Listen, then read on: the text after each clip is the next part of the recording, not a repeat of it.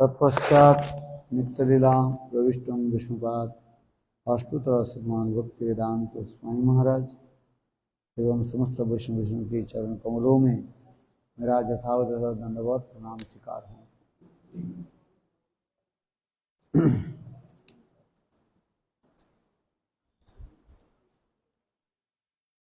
कल हम लोगों ने बहुत धूमधाम से बलदेव प्रभु की जन्म महोत्सव और तथा झूलन यात्रा की कथा हम लोग श्रवण किया। उसी कड़ी में दो एक शब्द के द्वारा कुछ बलदेव प्रभु के बारे में मैं कुछ प्रकाश डालना चाहता हूँ। इंग्लिश में ट्रांसलेट करेंगे नहीं? कौन ट्रांसलेट करेगा? हैं? अच्छा।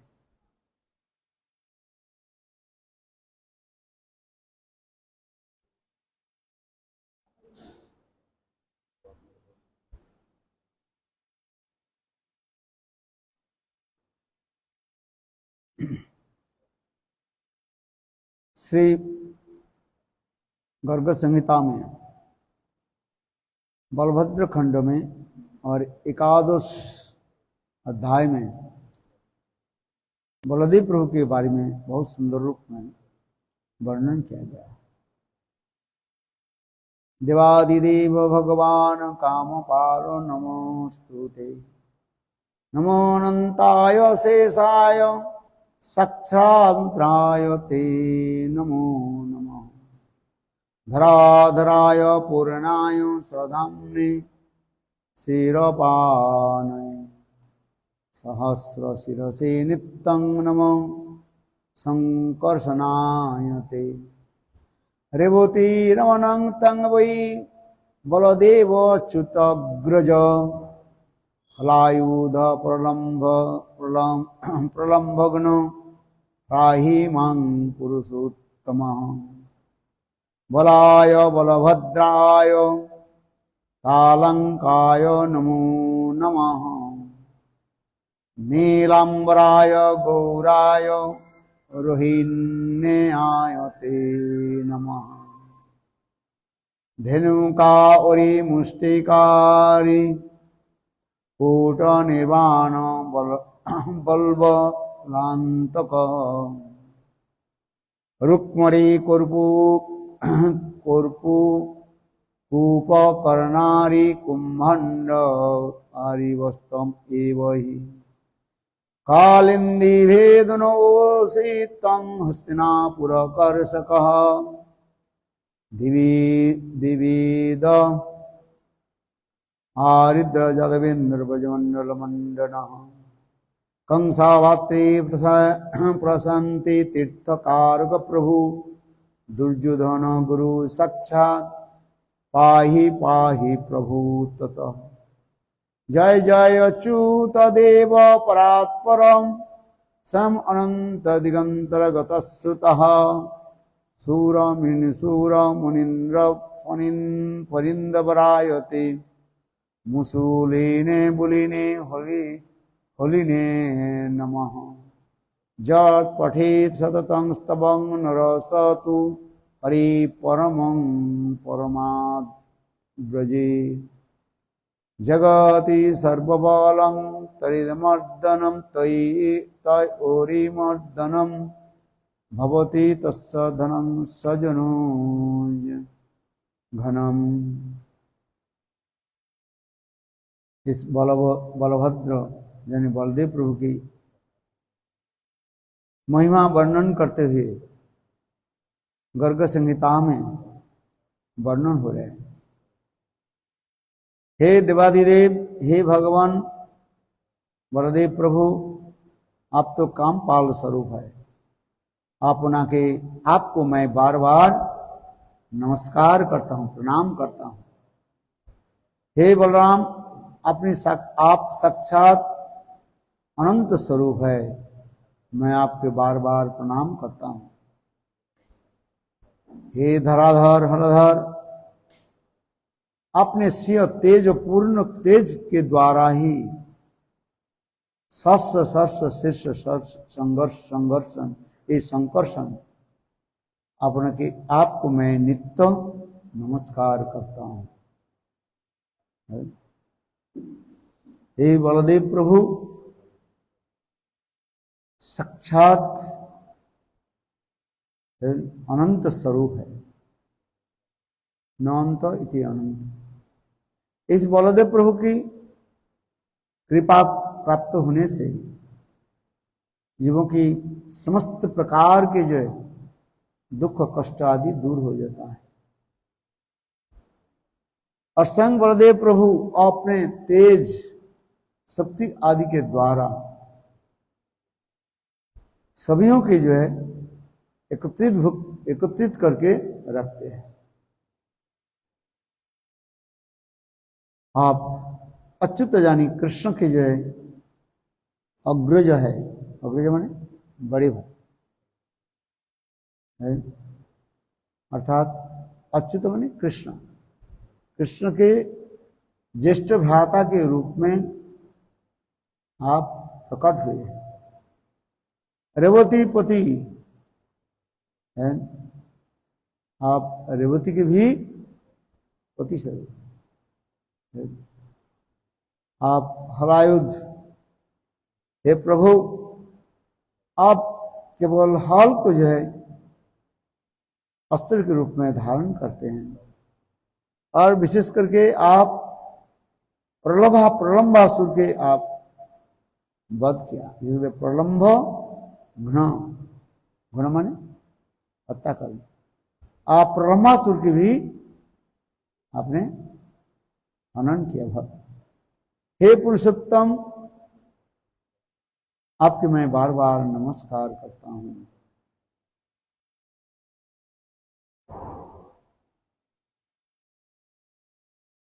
आप हे बलदेव प्रभु, आप बल के अधिष्ठात्री देवता है। किसके अधिष्ठात्री देवता? बल के अधिष्ठात्री। कौन सा बल? चिद बल।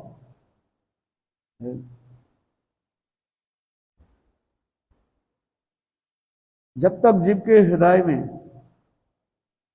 चिद बल नहीं प्रकाशित होते तब तक जीव भक्ति राज्य में प्रवेश नहीं करते। इसलिए कह रहे हैं, हे प्रभु आपको मैं बार बार प्रणाम करता हूं, आप मुझे चिद बल प्रदान कीजिए, चिद बल दीजिए।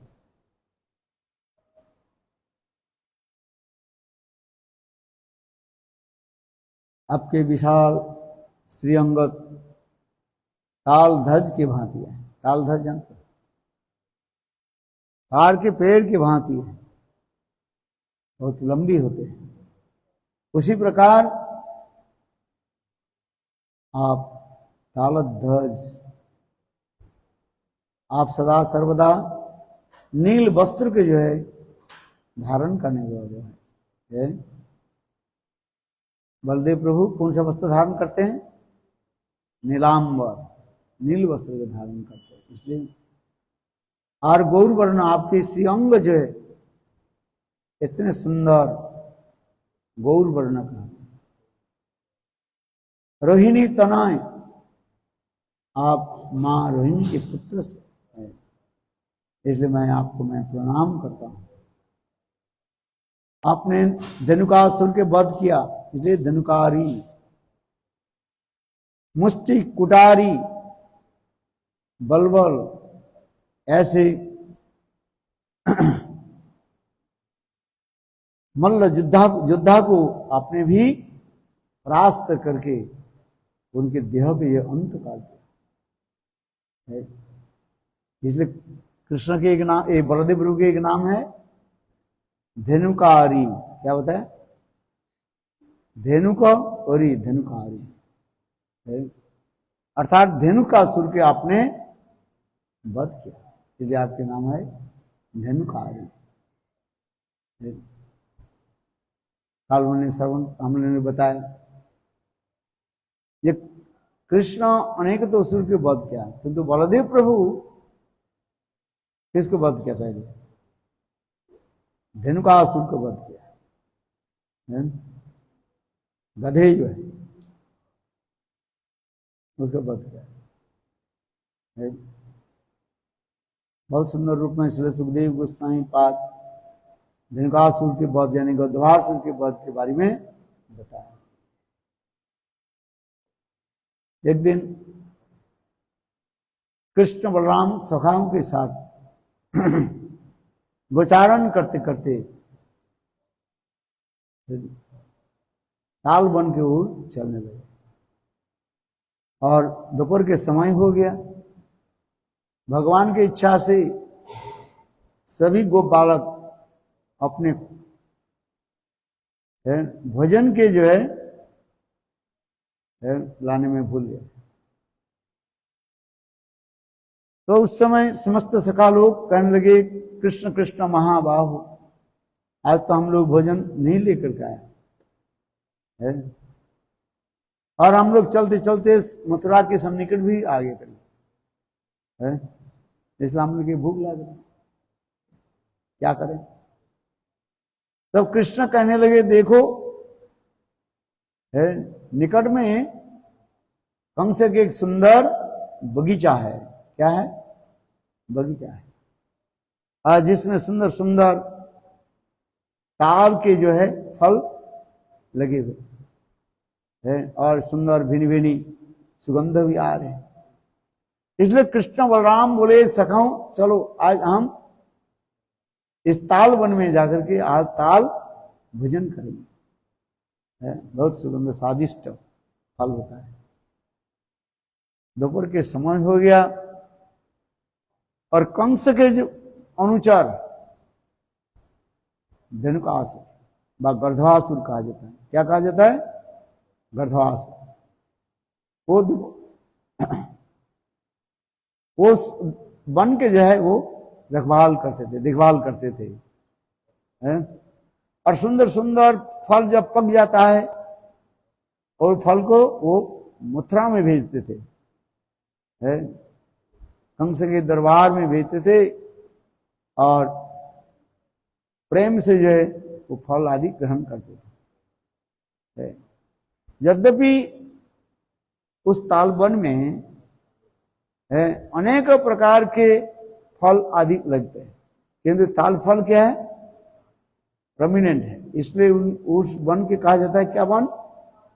तालवन कहा जाता है? ये मत सोचिए केवल ताल की पेड़ है, ऐसे नहीं है। अनेक प्रकार की जो है सुगंध स्वादिष्ट फल के बगीचा था। उसमें विशेष करके जो है ताल की फल की एक विशेष वैशिष्ट्य बता है। और कंस एक क्या बोल धनुकासुर अथवा गंधर्वासुर जो है ये समस्त फल को लेकर के कंस के दरबार में भेजते थे। क्योंकि ये विचार करते थे कि संसार में सब कुछ वस्तु क्या है? हमारी भोग्य वस्तु है, मैं ही भोग करूंगा। वीर भोग्गा वसुंधरा, कंस के ये विचार है, वीर भोग्गा वसुंधरा। अरे वसुंधरा पृथ्वी में जो इतने भी अच्छे अच्छे फल है, ये भोग कौन करेगा? जो बलवान है? इसलिए कंस अपने अनुचरों के द्वारा ये सब फलों की जो है अपने दरबार में लेकर के आए और सभी एक साथ में मिलकर के भोजन करता था। इस संसार में सबकी वस्तु किसका है? भगवान के है? असुरों के विचार क्या है? इस संसार में जितने वस्तु है सब हम भोजन करेंगे, हम खाएंगे, हम भोक्ता है। और वैष्णव के विचार क्या है? इस संसार में जितने वस्तु है सभी की भोक्ता कौन है? भगवान है। ईशावश्य सर्वमिदं यत्किंचन जगत्तम जगत तेन तथा भुंजित मां वृद्ध कस्य सिद्धनम। ईशावश्य, इस संसार में जो कुछ देख रहे हैं सब प्रभु के, प्रभु के नहीं दे करके जो स्वयं भोजन करना चाहते हैं वो मूर्ख है। ईशावश्य सर्वमिदं यत्किंचन जगत्तम जगत तेन तथा भुंजिता मां वृद्ध कस्य सिद्धनम। इसे वो निषद में ऐसे लिखा है, इस संसार में जो कुछ वस्तु है इस वस्तु के मालिक कौन है? भगवान है। और भगवान कृष्ण वो भोक्ता है। किंतु असुरों के विचार क्या है? वे वीर भोग्गा वसुंधरा, वीर लोग जो है ये सब भोग करें, जिसको कहा जाता है भोगवाद आ जाता है। क्या आ जाता है? भोगवाद, एंजॉयमेंट। इसलिए कंस दुष्ट दुराचार और वो ताल बन के समस्त सुंदर सुंदर फलों के जो है वो भोजन करता था।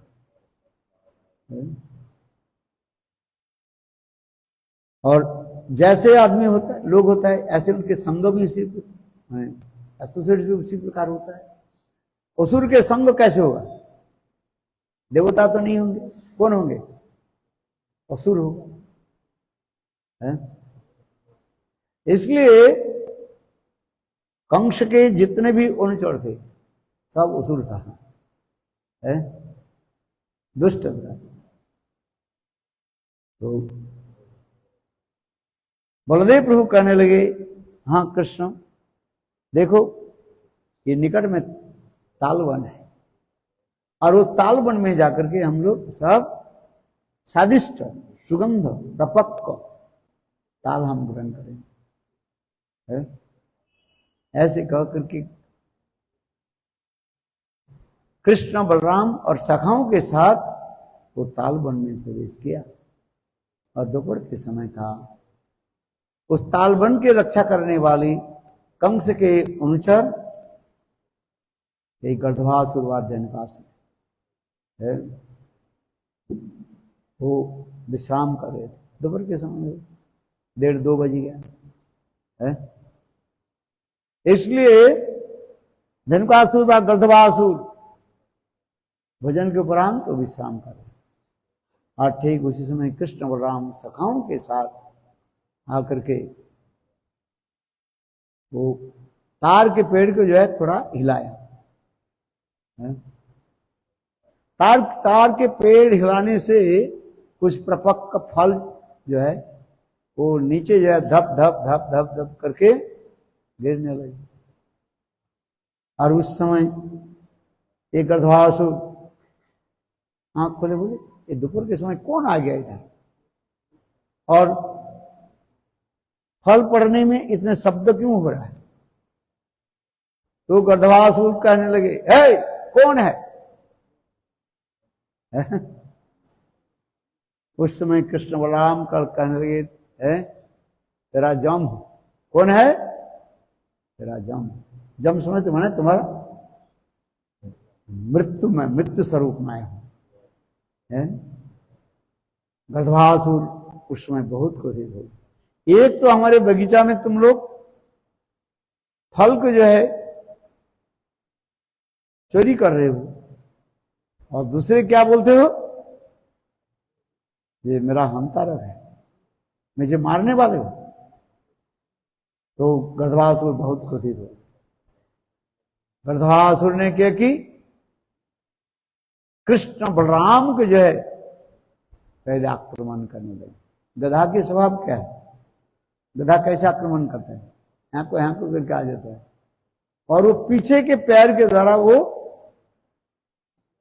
आघात करता है। उसी प्रकार गर्दभासुर दुष्ट कृष्ण बलराम के जो है पीछे पैर के द्वारा वो आघात करने लगे। उस समय कृष्ण बलराम उस गंधर्वासुर के जो है अपने हाथ से मुक्का से उसको मारने लगे। और विशेष करके एक गंधर्वासुर बार बार बलदेव प्रभु के आक्रमण करने लगे, क्योंकि पेड़ किसने हिलाया था? तार के पेड़ जो है किसने हिलाया था, जिससे फल नीचे धप धप धप करके गिरा? ये बलदेव प्रभु, इसे क्रोध आ गया। इसलिए गंधर्वासुर वो बलदेव प्रभु के जो है आक्रमण करने लगे। बलदेव प्रभु तो पहले तो 2 चांटा मार दिया और यहाँ पे करके आगे चले गए। फिर दोबारा आकर के बलदेव प्रभु को जो आक्रमण करने लगे। बलदेव प्रभु ने क्या कि वो गंधर्वासुर के जो है उसके 2 टांग को हाथ में पकड़ लिया। क्यों? गधा होता है ना, गधा क्या करता है? वो पीछे के पैर के द्वारा वो आक्रमण करता है, पीछे से लात मारता है।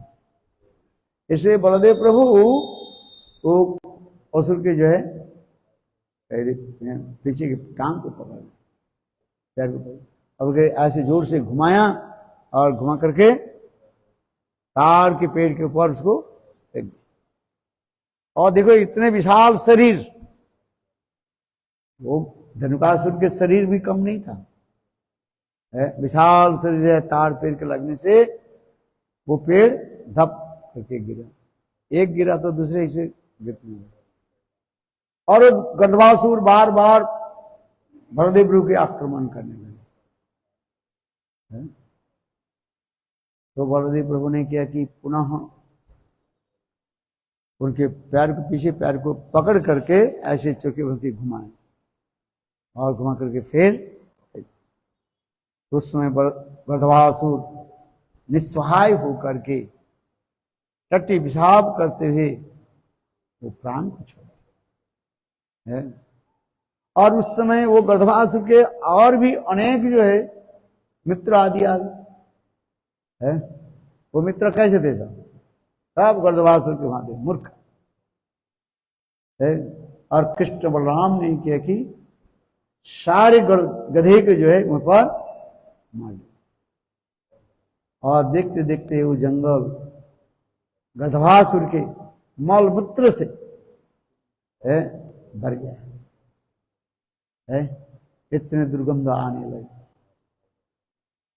इसलिए कृष्ण बलराम और सखा वो फल को ग्रहण नहीं किया है।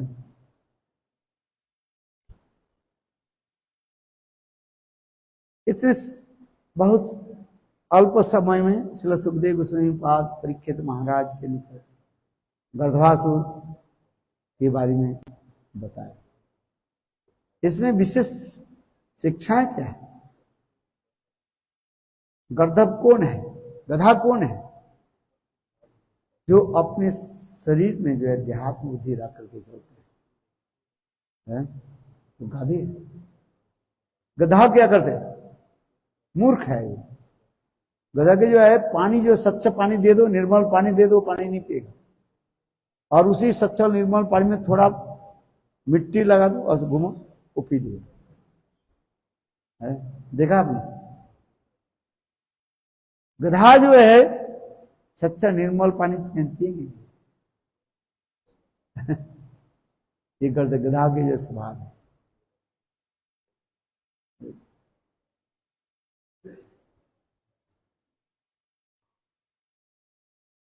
और देखो हम लोग इस संसार में गधे की भांति भी पड़े हैं। अपने पूर्वजन्म की स्वभाव के अनुसार हम लोग सब कुछ काम करते जा रहे हैं। एक कथा सुनाता हूँ। हमारे मनोहर लाल शास्त्री जी पंडित जी है, इस कथा को सुनाते थे। है। वृंदावन में सबसे जो है मुद्दन पंडित जो थे शायद अभी तो गत हो गए थे मेरे ख्याल से। जैसे भी हो, तो एक व्यक्ति जो है केदार बद्रीनाथ जा रहे थे, ऊंची की पहाड़ है, अपने यात्री लेकर के जा रहे हैं, पिलीभीत 7-8 यात्री को लेकर जा रहे हैं, 10-20 यात्री को ले जा रहे हैं। और वो यात्री को खाना पीना जो कुछ भी वस्तु जो है एक गधे के पीठ पर लद दिया है। क्योंकि पहाड़ में जो है वहां पर तो बस ट्रेन नहीं चलती, वहां पर क्या चलते, एकमात्र गधा है व घोड़े है, वो लोग होते हैं। तो रास्ता बहुत दुर्गम पथ है वो है, थोड़ा सा पैर फिसल जाए तो 200-300 फीट नीचे आप गिर जाओगे है। अब गए ना है, इतने चौड़ाई रास्ता। और रास्ता कैसे होता है, बहुत छोटा रास्ता होता है, संकीर्ण है। तो उधर जो केवल गधा के लेकर गई, वो लोग चलते हैं, गधा के पीठ पर सामान आदि जो है वस्तु रख देते हैं। और देखो वो व्यक्ति ने क्या कि रात्रि काल में जो है जहां जहां पर विश्राम होते हैं तो वहां पर वो गधे को क्या करते, एक रस्सी के द्वारा उसके पैर बांध देते थे।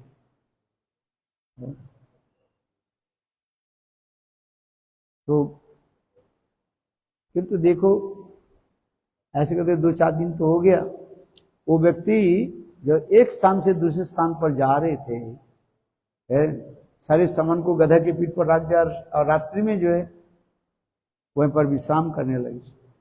किंतु जब विश्राम करते देखा गधा तो इधर उधर चला जाएगा, गधा तो मूर्ख है ना, उनके थोड़ी पता है इधर थोड़ा सा पैर फिसल जाए तो नीचे गिर जाएंगे। तो रात्रि काल में गधा को क्या करना पड़ता है, बांध करके रखना पड़ता है, दोनों टांग को एक रस्सी से बांध दिया जाता है, इधर उधर घूमेंगे नहीं। किंतु देखो वो व्यक्ति भूल गया है, गधा को टांग बांधने वाले रस्सी को जो है लाने में वो भूल गया। तो अभी क्या करें, रात्रि हो गया है। तब एक संत महात्मा मुझ पर पधारे। संत महात्मा कहने लगे, देखो तुम्हारे समस्या का मैं समाधान करता हूं। तुम हर रोज गधे को कैसे बांधते हो, बोले एक टांग ऊपर उठा करके ऐसे वो रस्सी को जैसे घुमा देते हैं, वहां पे बांधते हैं है? बोले ऐसे ही बांध दो। बोले रस्सी तो है नहीं बांधोगे, बोले ऐसे बस गधे जहां पर खड़े रहते ना वहां पर एक हाथ से एक टांग को ऐसे उठा करके बांध, रस्सी तो है ही नहीं। तो गधे सोचने लगे हमें हर रोज जैसे टांग को जैसे रस्सी से बांध देते हैं ऐसे से बांध रहे हैं। अब बहस हो गया ना, किंतु वो तो नहीं था, केवल टांग को ऐसे उठाया और बांधा। प्रातः काल में गधे के पीठ पर सारे सामान चढ़ा दिया और गधा आगे नहीं जा रहे है।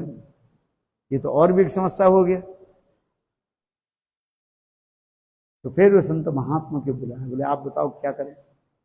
बोले जैसे रात्रि काल में जैसे आप गधे को टांग को रस्सी के ऐसे उठा करके जैसे हाथ को घुमाया था, बोले अभी भी उल्टी तरफ हाथ को घुमा दो तो गधा सोचेंगे ये मेरा बंधन मुक्त हो गया है? तो सचमुच देखा क्या, गधा के टांग को ऐसे ऊपर उठा दी और हाथ को जो ऐसे उल्टी तरफ घुमाने लगे, गधा सोचने लगे है मैं बंधन से मुक्त हो गधा चलो है। ये तात्पर्य क्या है, थोड़ा सुनिए। तात्पर्य जीव इस संसार में एक नहीं, अनंत करोड़ जीवन की जो संस्कार, जो अभ्यास जो है, वो अनंत करोड़ जीवन की संस्कार अभ्यास के द्वारा हम सब इस संसार में चल रहे हैं। एक जन्म नहीं है? समझ में आ रहे क्या बोला? इस संसार में जितने भी जीव है, मनुष्य जो है कैसे चल रहे हैं? बोले पूर्वजन्म के संस्कार के अनुसार, जैसे जैसे संस्कार हो है सब चलते जा रहे हैं, और उससे हमें एक अभ्यास बन जाता है? देखो अभ्यास बन जाता है। आहार, निद्रा, भय, मैथुन, यदि सब क्या है, ये सब हम अभ्यास के अनुसार से चल रहे हैं। रात आने के साथ ही हमारी नींद आ जाती है, आती है कि नहीं है? दिन में नींद नहीं है। भोजन आप जिस समय जब भोजन करते हैं, ठीक उसी समय आपकी भूख लग जाता है। जैसे आप 10 बजे मानो भोजन करते हैं सुबह, जब 10 बजने वाला है ना, उस समय देखो आपको भूख लग जाएगी। हम इसलिए कह रहे हैं, इस संसार में जो कुछ भी हम चलते जा रहे हैं, सब हमारे पूर्वजनों की अभ्यास के अनुसार से चलते जा रहे हैं। तो ये गधा को क्या किया? उसको तो पास रस्सी नहीं था, तो टांग ऐसे ऊपर करके जब ऐसे घुमा दिया, गधा सोचने लगे ये मेरे पैर को बांध दिया। फिर प्रातः काल में वो गधे के टांग को उठा करके जब उल्टी तरफ हाथ ऐसे घुमाया, गधा सोचने लगे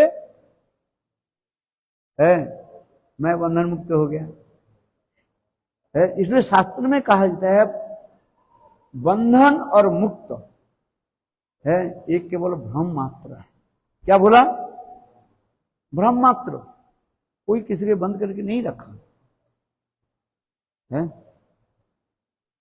हम जो कार्य हम माया में हम बंधे हुए हैं, वास्तव रूप में देखो माया हमें बंधे नहीं है। पूरा तत्व सिद्धांत क्या बोला? माया एक भ्रम उत्पादन करा देते हैं मात्र। क्या उत्पादन कर देते?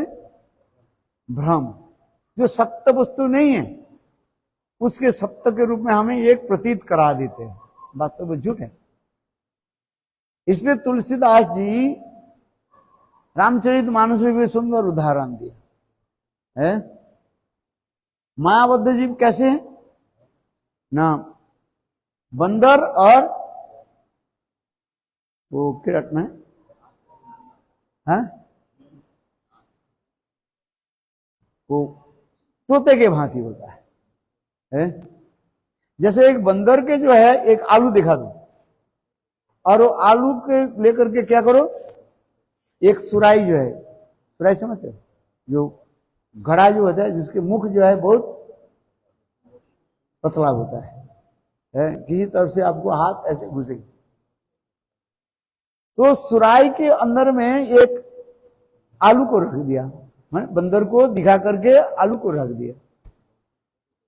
तो थोड़ी बाद में बंदर सोचने, बंदर क्या की अपने हाथ को वो सुराई में जो है, सुराई समझते हैं, गोला ऐसे छोटा जो मुख होता है जिस घड़े का, उसके अंदर में वो हाथ घुसाया और घुसा करके वो आलू के पकड़ लिया। आलू के पकड़ के बाहर आने लगे, किंतु हाथ तो आएगा नहीं, घुसाया तो ऐसे करके, और जब आलू को जब पकड़ लिया है तो हाथ बढ़ा हुआ मुट्ठी बंद हो गई, और उसको घूरने लगे, आ ही नहीं रहा। बंदर ऐसे मूर्ख है, उसके पता नहीं, वो सोचने लगे ये आलू ही मेरा हाथ को पकड़ करके रखा है। देखो, अरे आलू को छोड़ दो, हाथ बाहर आ जाए। वो आलू को क्या करते हैं, ऐसे पकड़ करके रखते हैं, और इतने समय शिकारी जो है बंदर के पकड़ने वाले शिकारी जो है वो आकर के बंदर को पकड़ लेता। ठीक उसी प्रकार इस संसार में माया क्या करते हैं, एक भ्रम उत्पादन करके रखते हैं। भ्रम समझिए, इल्यूजन। स्नेह ममता आदि के इल्यूजन के द्वारा हमें इस संसार में बंद करके रखे, क्योंकि वास्तव कोई रस्सी से बंद नहीं बना, ये हमें भ्रम उत्पादन कर रखते हैं। पता ही मेरा भाई है, पुत्र है, स्नेह ममता उसमें लगा देते हैं। वास्तव हमें एक दूसरे के साथ कोई हमें संबंध नहीं है। कौन सा जन्म के तुम्हारी वो माँ था, कौन सा जन्म के तुम्हारे वो पिता था, भाई था ना बंधु था, कोई है। केवल एक भ्रम उत्पादन करा देते हैं। आश्चर्य की बात है। और उसके माया मोह में हम पड़ जाते हैं। दूसरी उदाहरण देते हैं तुलसीदास जी, यथा कीरट भांति। वो पक्षी को पकड़ने के लिए, क्या नाम बताया उसको, तोते को पकड़ने के लिए शिकारी क्या करता है कि व्हील बनाते हैं, चक्र बनाते हैं, और उसके ऊपर अनार के जो दाना को रख देते हैं, लाल लाल अनार के दाना रख देते हैं।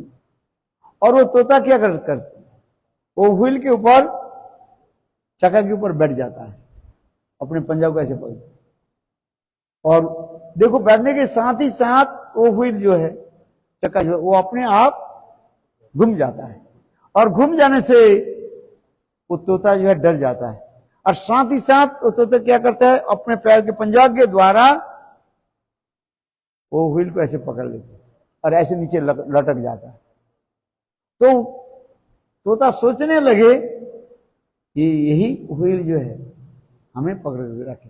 पकड़ के किसने रखा, वो संग पकड़ करके रखा है, किंतु उसमें मन में एक भ्रम उत्पन्न हो गया, ये व्हील जो है हमें पकड़ के रखा। ठीक उसी प्रकार कहा जाता है, शास्त्र में कहता है, ये संसार में बंधन और मुक्त जो है केवल भ्रम मात्र कहा जाता है। क्योंकि आत्मा नित्य निर्मल आत्मा है। वास्तव रूप में आत्मा में कोई दाग नहीं लगता है। आत्मा की सर्वगत वृत्ति जो है भगवान के भजन करना। जीवेर स्वरूप है कृष्ण नित्य दास, कृष्ण शक्ति विदा वेद प्रकाश। जीव के स्वरूपगत धर्म के भगवान की सेवा करें, किंतु जीव माया के द्वारा मोहित होकर के वही तोते और बंदर के भांति वो पड़े हुए, सोच रहे हैं ये माया मोह में हम माया में पड़े हुए है। इसे समझना बहुत कठिन होता है। इसे कहता है दैवी जैसा गुणो ही मम माया दुरत्त मामी जो प्रबद्धन्ते माया में तान तरन्ति। माया की ऐसे एक भ्रम हमें उत्पादन करके रखते हैं, और उसमें हम पड़े हुए, क्योंकि आत्मा माया के प्रपर्श नहीं कर सकते। आत्मा के चेतन वस्तु है, क्या बोला, और माया जड़ वस्तु है। चेतन जड़ के स्पर्श नहीं करते और जड़ चेतन के स्पर्श नहीं कर सकते। इसको आपसे समझ, केवल माया के कार्य क्या है, ये भ्रम उत्पादन कर है, और जिससे भ्रम उत्पादन करके मैं अपने संबंध जोड़ लेते हैं, ये मेरा माता है, भाई है, बंधु पुत्र है, और उसमें दूसरी आकर एक ममता आकर के उसमें लग जाता है। माया के कितने कार्य कर रहा था है? माया की पहली कार्य क्या है, एक भ्रम उत्पादन कर देना, भ्रम सृष्टि करना, और दूसरी है अपने परिवारजन के साथ एक ममता सृष्टि कर दे, सत्य रज तम गुण आदि के द्वारा। ये मेरा माता है, मेरा भाई है, पुत्र है, संतान है, इस प्रकार एक भ्रम उत्पादन कर दे। क्योंकि देखो आत्मा जो है शुद्ध सरल निर्मल पवित्र है, माया के और एक दो कार्य जरूर रहता है। एक है आवरणात्मक वृत्ति और एक है विक्षेप आत्मिका वृत्ति। आत्मा तो निर्मल पवित्र है, उसमें माया क्या करते हैं, आत्मा के जो है उसके ऊपर आवरण लगा देते हैं ऊपर से। जैसे मानो एक बिल्ली है, एक बिल्ली को जो है एक ढक्कन इसके द्वारा उसको ढक दो, बिल्ली नीचे बैठ जाएगा, है ऐसे ही, और वो ढक्कन उसे स्पर्श नहीं करता है। ठीक उसी प्रकार माया करते क्या करते हैं, हमारे ऊपर से ये शरीर लगा देते हैं। माया के साथ, शरीर के साथ वास्तव रूप में कोई संबंध नहीं है, ना कोई योग है कुछ, समझ में आ रहा है। चित्त वस्तु है, उसके अनेक प्रकार उदाहरण देकर के आचार्यवाद ने समझाया। तो माया के पहले कार्य क्या हुआ, आवरण आत्मिका वृत्ति, आवरण कवर कर देता ऊपर से। जैसे मैंने उदाहरण दिया, एक बिल्ली को पकड़ करके आप एक कटोरी बात उसमें ढक दो तो बिल्ली अंदर में बैठा रहेगा, है? ठीक उसी प्रकार माया करते जीवात्मा के लिए, शुद्ध जीवात्मा है, उनके ऊपर से एक ये शरीर जो पांचभौतिक शरीर जो है वो रहा, किंतु वास्तव वो आत्मा ये शरीर के साथ किसी प्रकार संबंध नहीं रखते। आत्मा निर्मल पवित्र वस्तु है, समझ में। इसलिए पहले माया के कार्य क्या हो गया, आवरण आत्मिका वृत्ति का है। दूसरी माया के एक कार्य क्या होता है, विक्षेप आत्मिका वृत्ति। पहले तो हमारी आत्मा कैसे रहा, और ऊपर से एक ढक्कन लगा, एक लगा दिया, क्या बोले, हैं?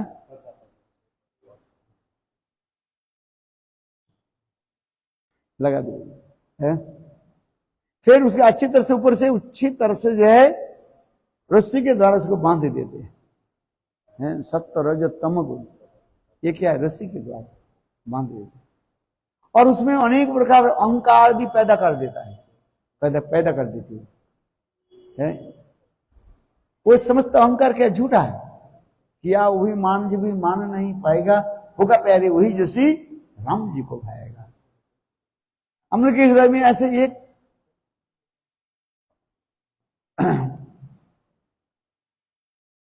वो पैदा कर देते, क्या बोले, अभिमान पैदा कर देते, किंतु शुद्ध आत्मा के साथ कोई संबंध नहीं है। और सत्य जो तमगुण के द्वारा अच्छी तरह से वो बांध देते, और बंद करके क्या करते, उसके जगत में फेंक देते, जिसे कहा जाता है विक्षेप आत्मिका वृत्ति। पहले क्या बोला, आवरण आत्मिक वृत्ति, और दूसरी क्या है, विक्षेप जगत में छोड़ दो, जाओ हम पड़े रहे, हम भगवान की भूल गए।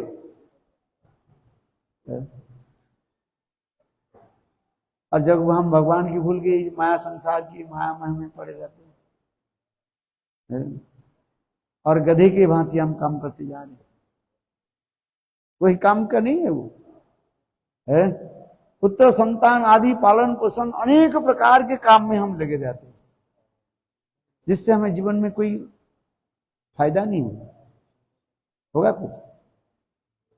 थोड़ा विचार करके देखिए, क्योंकि उसके साथ आत्मा के साथ कोई संबंध नहीं है। तो आत्मा के संबंध किसके साथ है, भगवान के साथ संबंध है, किंतु माया के द्वारा मोहित होकर के हम इस संसार में भ्रमण कर रहे हैं, ही तो आश्चर्य वस्तु।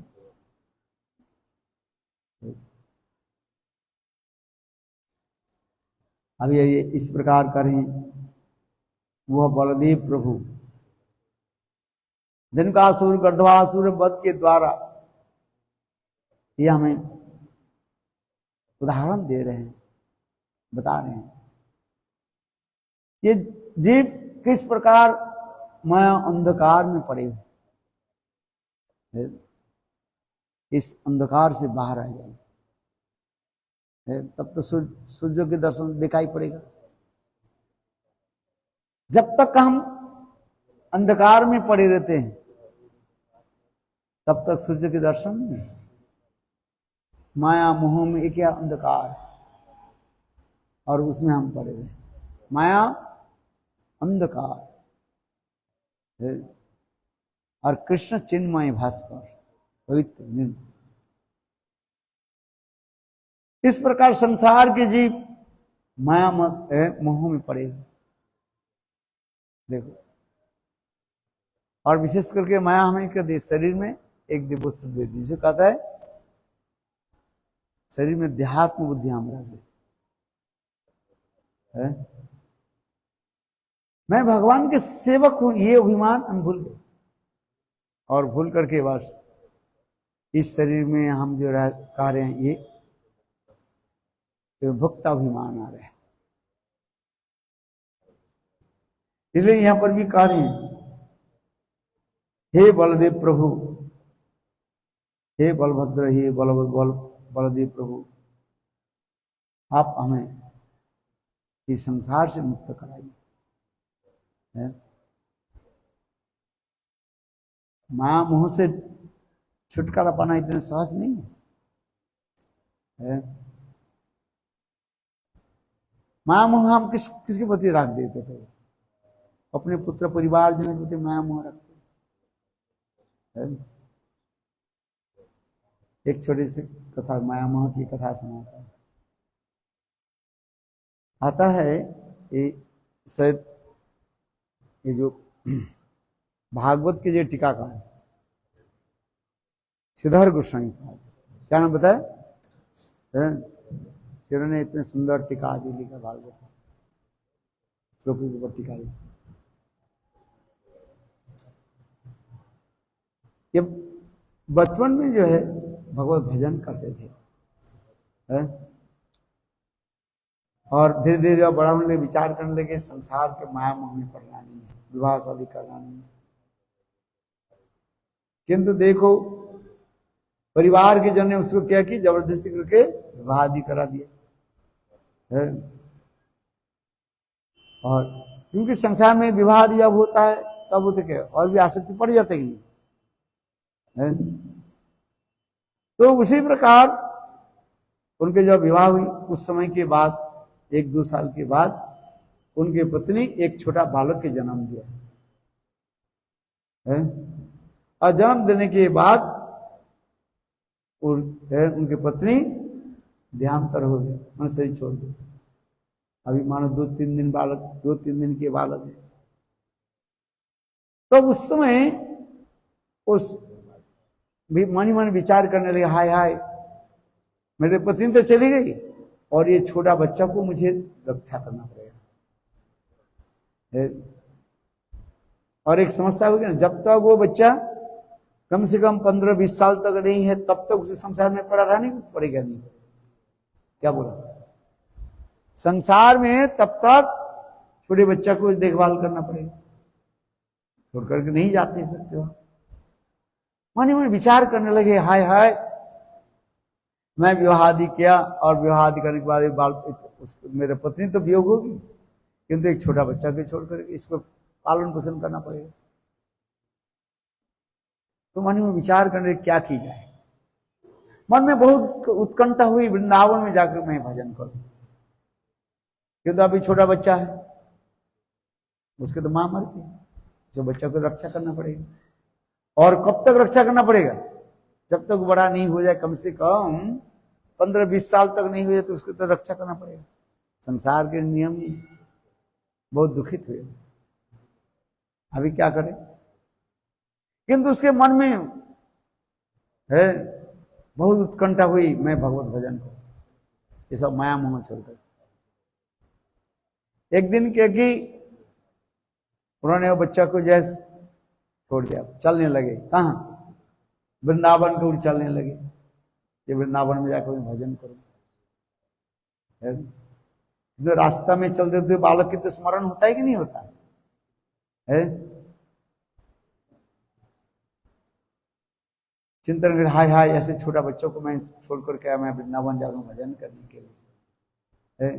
अब हो सकता है अभी मेरे बच्चा जग गया, कौन उसके पानी पिलाएंगे, कौन उसके जल दूध पिलाएंगे, घर में तो कोई है ही नहीं, पत्नी तो मर गई, और मैं ऐसे छोटे बच्चों के छोड़ करके मैं जा रहा हूँ वृंदावन भजन करने। देखो सारा रात वो चलने लगे, किंतु सारा रात किसके स्मरण होने लगे?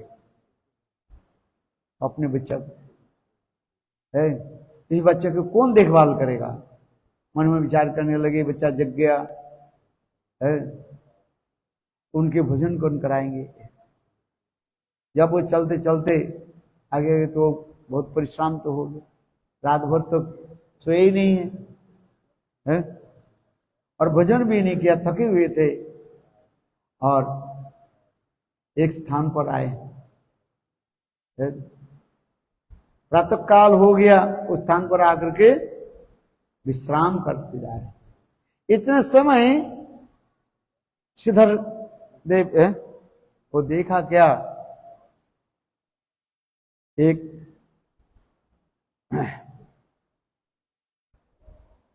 पेड़ के कैसे एक पक्षी के घोंसला दिखाई पड़ा है, और वो पक्षी के घोंसले से एक छोटा जो है बच्चा जो है, पक्षी जो है, वो बाहर नीचे आ गया, जिसके अभी तक पंखा भी आया ही नहीं, ची ची ची करते हुए वो नीचे गिरे। और उसके समय पक्षी के मां भी अंदर वहां पर कहीं दाना चुनने के लिए चली गई है। और वो जो छोटा जो बच्चा जो है, पक्षी के बच्चा शावक जो है, वो ची ची ची करने लगे भूख के लिए है। और देखो जो घोंसले से जब नीचे बच्चा नीचे गिरा ना, गिरने के साथ साथ 2-4 मिनट में देखा क्या, और 2-4 बाहर के पक्षी भी आ गए, आकर के इसी प्रकार से वो बच्चा को जो है अपने चोंच में उठा करके वो घोंसले में रख दिया।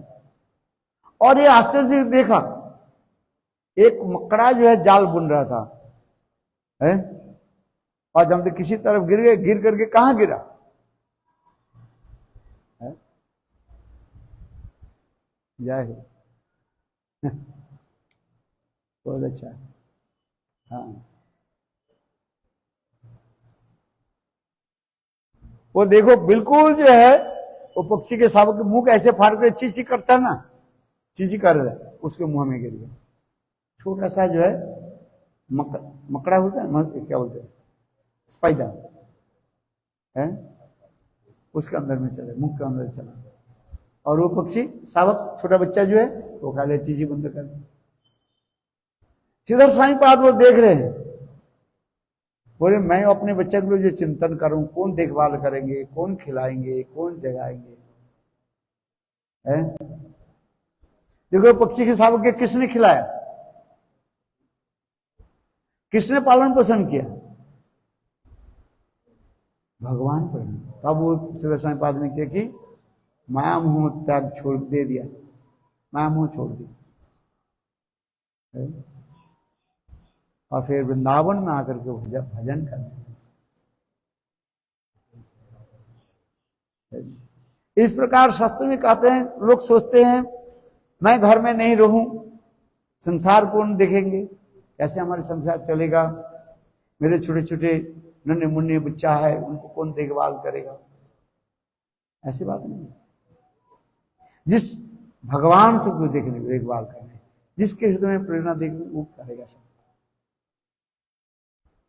किंतु जीव माया में भी फंस जाता है, सोचता है मैं करता हूं, मैं करते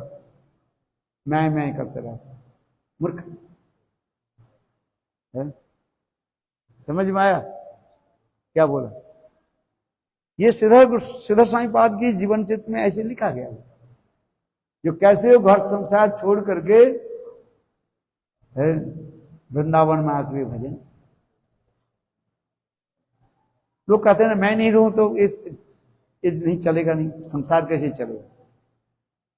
पति कहता है मैं कमा करके लाता हूं, तुम लोग सब खाते हो, मैं कल से कमाना एक क्या बोले रोजगार सब कुछ कमाना मैं बंद कर देता हूं।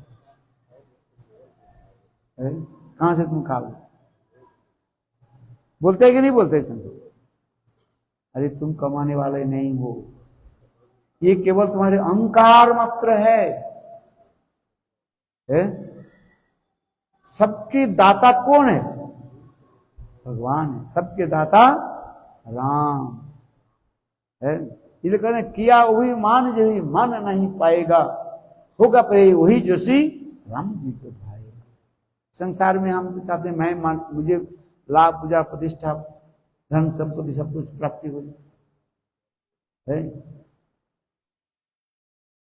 किंतु उतना ही हमें मिलेगा, उतना ही भगवान मुझे देंगे जितना ही मैं पूरा जन्म में करके आया है।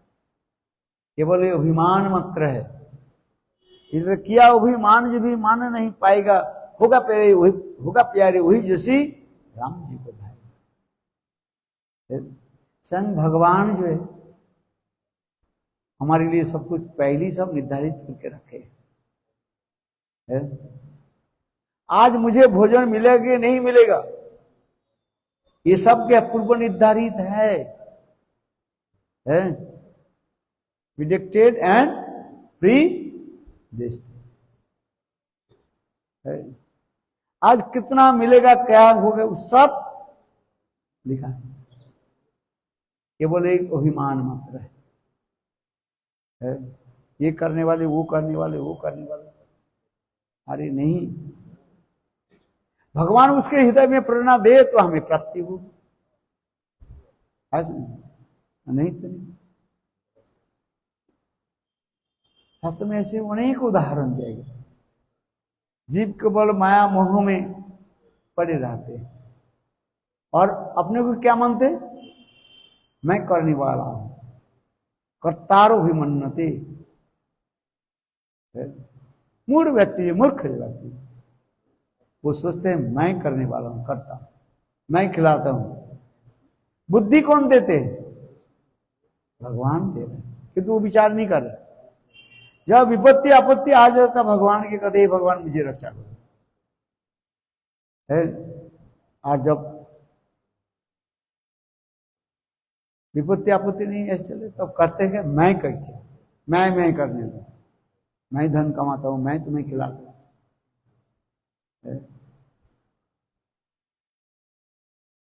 वास्तविक संसार में जो है सब कुछ जो देखते हैं भगवान हमें सब कुछ करने वाले, चलाने वाले। आज मुझे कितने भोजन मिलेगा, किस समय मिलेगा, कितना, सब लिखा हुआ है सब है। यदि आपका यहाँ पर भोजन है तो आप मिलेगा है। और यदि ऐसे लिखा नहीं आज आप किसी भोजन नहीं है, हजार प्रयास करने पर भी आप भोजन कर नहीं पाओगे। आश्चर्य की बात है। सब हमारे कर्म, पूरे जन्म के कर्म के अनुसार सब तैयार हुआ है, सब अच्छी बुरी जो कुछ भी है सब है।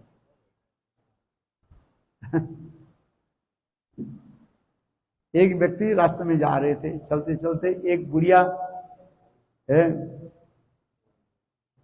थोड़ा बालू लेकर के एक घड़े में भर रहे हैं, नाप रहे हैं और फिर उसे नीचे गिरा रहे हैं। बार बार वो बुढ़िया कर रही, क्या कर रही है? बालू करना है ना, सैंड जो वो लेकर के घड़े में भरने लगे और भर के ऐसे ऐसे करके फिर नीचे गिराने लगे। तो एक व्यक्ति जा रहे थे, पूछने लगे थे अरे बुढ़िया तू क्या कर रही हो? बोले देखो, बुढ़िया कहने लगी इस रास्ते में जितने लोग जा रहे हैं ना, आ रहे हैं, जा रहे हैं ना, मैं सभी लोगों की देख रहा हूं आज इनके घर इसके आप भोजन है कि नहीं है मैं देख रहा हूं है। तो व्यक्ति कहने लगा अच्छा मुझे बताओ है, मैं तो अपने ससुर के घर में, क्या बोलते हैं ससुराल में जाने, वो दामाद है ना, कहां जाते हैं है? क्या बोलते हैं? ससुराल। हमारे सास ने आज बुलाया, बोले देखो आज विशेष दिन है, आज हमारे घर में भोजन करके जाओ। इसलिए हमारे सास मुझे बुलाया। और वो भी अच्छी तरह से भोजन तैयार करके रखे। तो बुढ़िया ने किया कि बोले तुमको बता दूंगा आज तुम्हारे वो क्या बोले उनके घर में भोजन है कि नहीं, मैं बताता हूँ।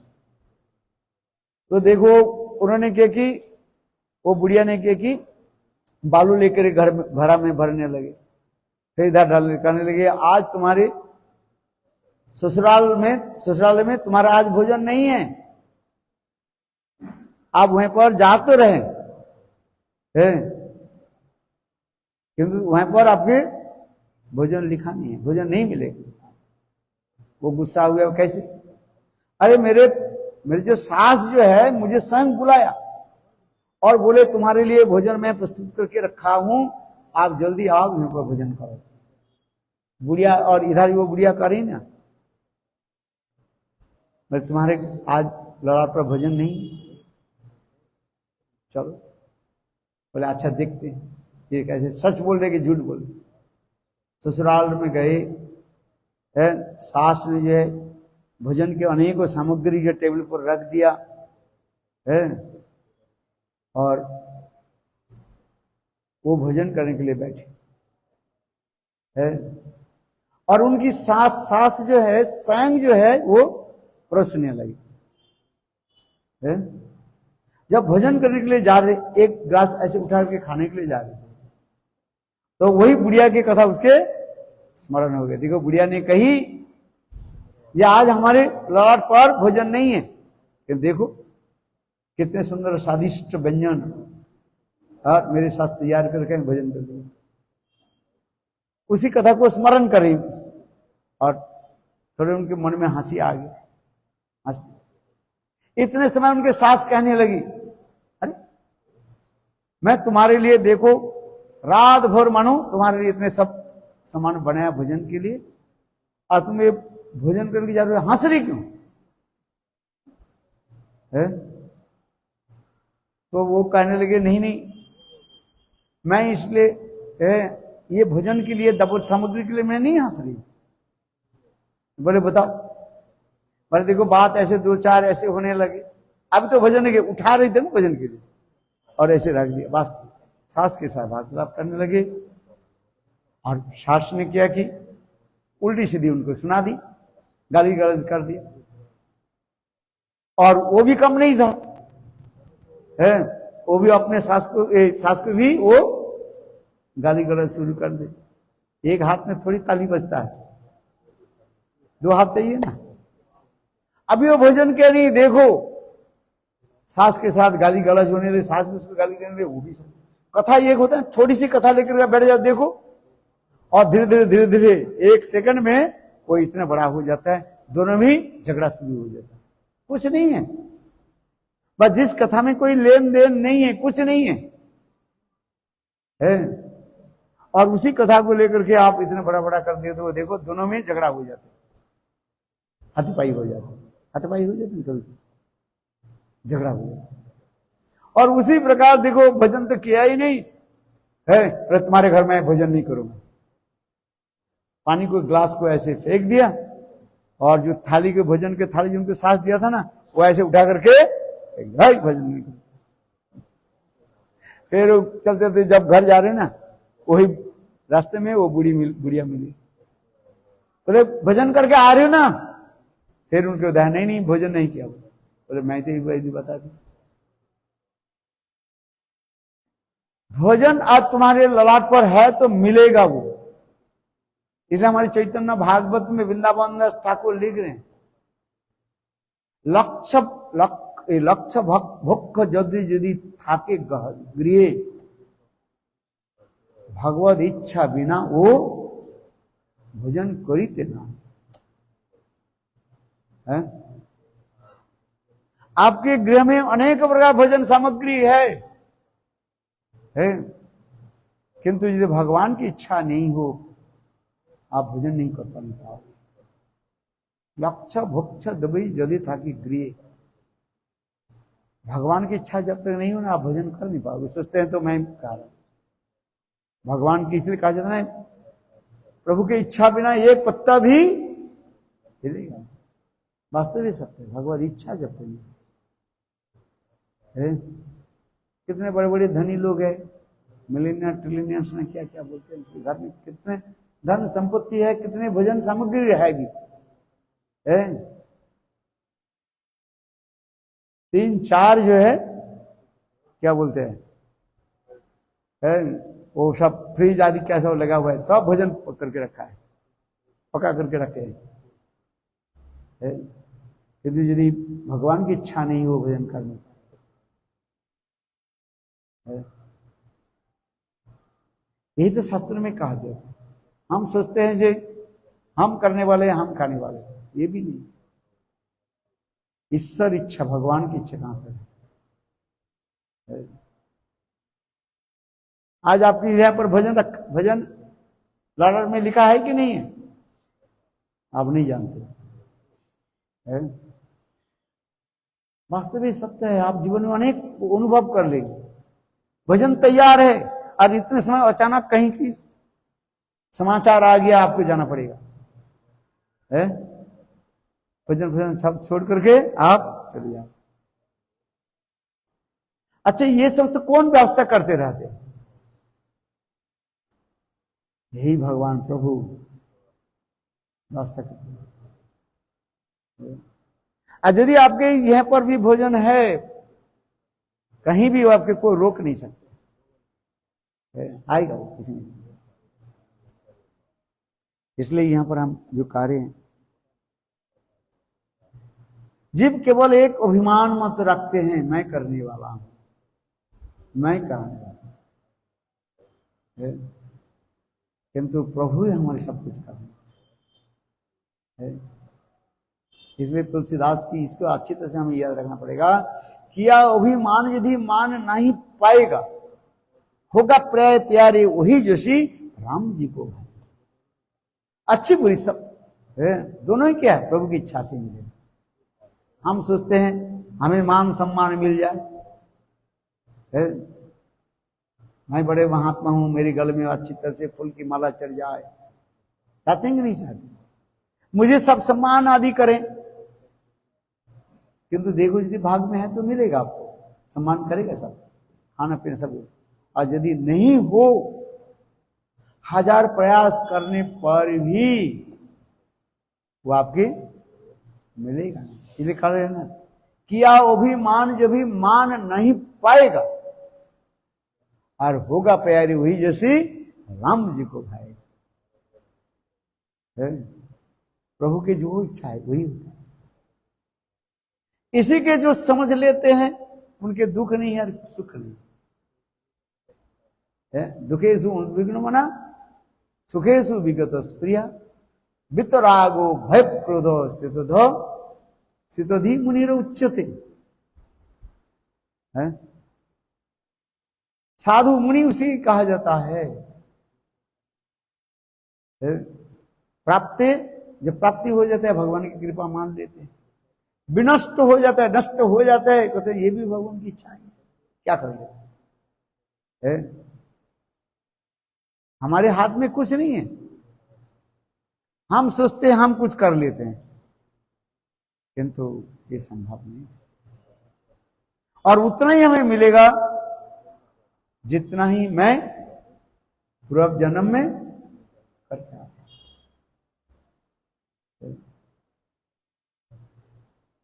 चलो, यहां पर अनेक को जो है तत्व सिद्धांत आदि के द्वारा भक्ति सिद्धांत सरस्वती प्रभुपाद बता रहे हैं। तात्पर्य क्या बताते जा रहे हैं? यह हम भगवान के चरण में समर्पित हो जाए, बस इतना ही था। भक्ति राज्य में एक ही वस्तु है, क्या? भगवान के चरण में पहले हम समर्पित हो जाए, और जब समर्पित हो जाए, समर्पण हो जाएंगे, आत्मसमर्पण हो जाएंगे, और भक्ति के सारे अंग अपने आप करते रहोगे, वो करा देगी वो। इसलिए समर्पण हो जाए, समर्पण कंप्लीटली सरेंडर।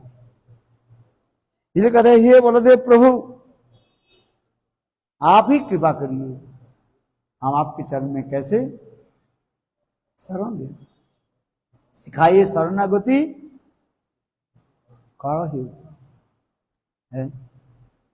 श्री कृष्ण चैतन्य प्रभु जीवे दया करी सपार्षद सियधाम सह अवतरी, अत्यंत दुर्लभ प्रेम परिवारिता और सिखाए शरणागति भगत है। हम नहीं जानते कैसे भगवान के चरण में कैसे हम समर्पण करें, कहते सिखाइए शरणागति करें। ये प्रभु आप मुझे शिक्षा प्रदान करें, मैं आपके चरण में कैसे शरणागति, कैसे शरणागति, मुझे तो पता ही नहीं। इसी तरह सिखाई शरणागति और भगत है। इसलिए बलदेव प्रभु के निकट यहां पर स्तुति कर रहे हैं। हे दीन दया अनाथ दया निधान, हे परमानंद प्रभु, आप कृपा करके मुझे अपने चरण में स्थान दीजिए।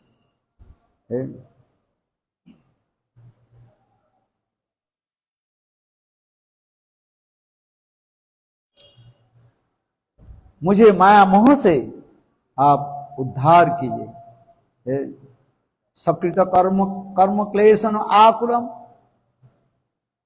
मैं अपने पूर्व जन्म की कर्म के फलस्वरूप इस संसार में मैं दुख कष्ट भोग रहा हूं। हे प्रभु, आप मुझे रक्षा कीजिए।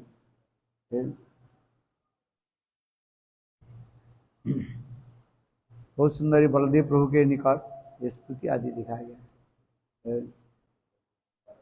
क्योंकि इस संसार से उद्धार होने के लिए एक ही उपाय क्या है? अखंड गुरु तत्व बलदेव प्रभु के चरण में अपने को समर्पित करना।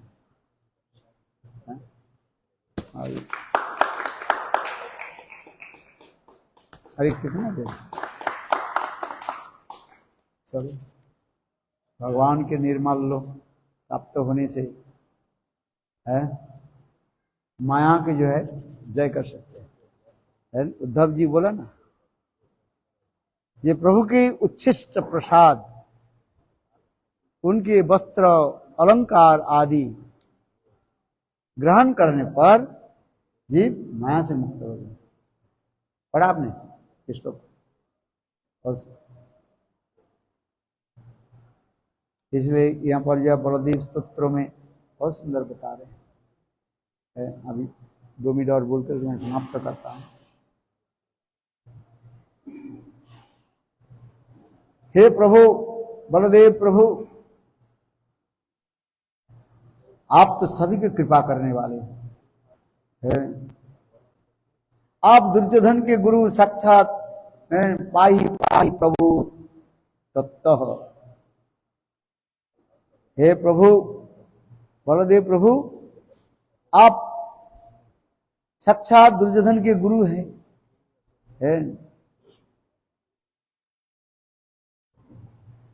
दुर्योधन के गुरु कौन है?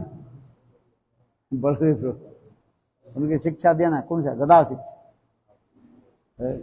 इसलिए कह रहे हैं, हे बलदेव प्रभु, दुर्योधन गुरु साक्षात पाहि पाहि प्रभु ततः। आप हे अतएव हे प्रभु, आप मुझे रक्षा कीजिए। हे अच्युत, आपका जय हो जय हो जय हो। आप मुझे कृपा कीजिए। आपने सुरेंद्र मुनिंद्र फणींद्र होली बलि मुरली ए मुसली, आपको मैं नमस्कार करता हूं।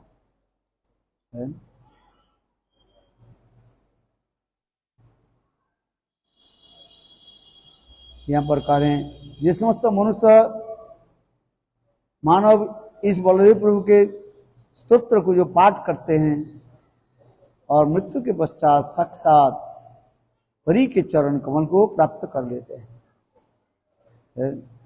और इस स्तुति को पाठ करने पर जीव के जितने प्रकार की अनर्थ जो है वो दूर हो जाता है। समस्त शत्रु नाश हो जाता है। धन वो सहज है, धनाजन सजन उसकी प्राप्ति हो जाता है। तो बोले बलदेव सूत्र पाठ करना, ज पठे सततं स्तवं नर सतु हरि परम पदमाव्रजे जगति सर्वबलं त्वयि मर्दन भवति तस्य धनं सजनो धनम। नित्य प्रत्यह प्रातः काल में उठ करके बलदेव प्रभु के स्तोत्र पाठ करने पर जीवों की समस्त प्रकार के कर्म वासना नष्ट हो जाता है और समस्त शत्रु वो भी पराभूत हो जाते हैं और धन जन सजन सभी को प्राप्त कर देते हैं। इससे प्रातः काल में उठ करके यह बलदेव स्तोत्र पाठ करना चाहिए है। हम लोग प्रातः काल में उठ करके किसको पाठ करते हैं? संसार दावा नलनीरलोकम प्राणाय कारुण्य गण गणयतम प्राप्त सकल्यान गुणार्णवस वंदे गुरु श्री चरणारविंदम महाप्रभुर कीर्तनित गीत वादित मादन मनुसरसे रोमांचुकं पशु तरंगबाजु वंदे गुरु श्री चरणारविंद चतुर्वेद श्री भगवत प्रसाद साधवन्न तृप्तान हरिभक्त संगान कृतैव तृप्तिं भजत सदैव वंदे गुरु श्री चरणारविंद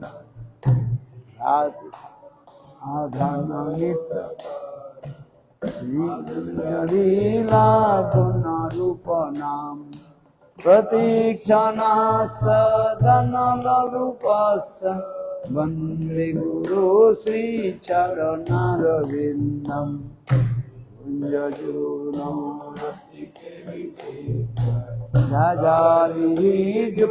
जुक्तिरपेक्षणी तत्रादिदाक्षारति वल्लभस्य वंदे गुरु श्री चरणारविंदम साधयित्रेण समस्त शास्त्रे लुप्तस्तथा भावत एव सदि किंतु प्रभुर्ज प्रिय एव तस्य वंदे गुरु श्री चरणारविंदम सप्रसादात् भगवत् प्रसाद यस्य प्रसादात् नरति कुतयो ध्यान सुवंकज यशास्त्री संद वंदे गुरु श्री चरणारविंदम राष्ट्रकमितरुच्य ब्रह्मे मूर्ति पठति प्रजत् जस्तेन वृंदावन नाथ साक्षात् सेवै बलभजन वंदे गुरु श्री चरणारविंद वंदे गुरु श्री जय गुरुदेव जय गुरुदेव गुरुदेव जय जय श्री गुरुपाद की जय श्री जय बलदेव प्रभु की अखंड गुरुतत्व बलदेव प्रभु की जय जय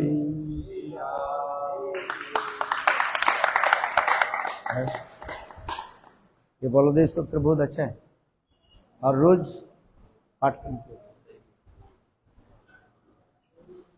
अच्छा चलो अभी क्या करते हैं?